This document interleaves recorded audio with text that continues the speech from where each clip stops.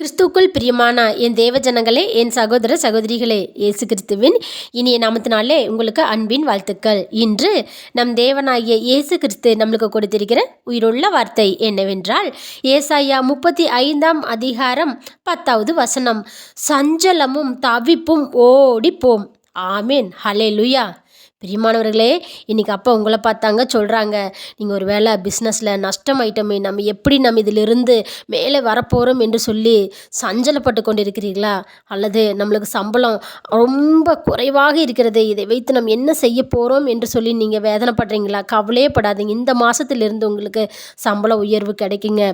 அல்லது பிரியமானவர்களே, படிக்கிற பிள்ளைங்கள் நம்ம பரீட்சை எழுதி கொண்டிருக்கிறோமே, எப்படி மதிப்பெண்கள் நம்ம பெறப்போகிறோம் என்று சொல்லி நீங்கள் வேதனைப்பட்டு கொண்டிருக்கிறீங்களா? கவலையே படாதீங்க பிரியமானவர்களே.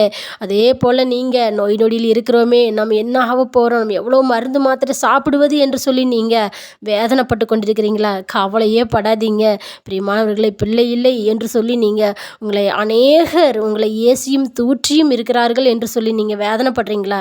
எல்லாவற்றுக்கும் நீங்கள் கவலையே படாதீங்க. இன்றைக்கி அப்பா சொல்கிறாரு பாருங்க, சஞ்சலமும் தவிப்பும் ஓடி போகும், ஏன்னா நான் உங்கள் கூட இருக்கிறேன் மகனே மகளே என்று சொல்லி அப்பா இன்றைக்கி உங்களை ஆசீர்வதிக்கிறாருங்க.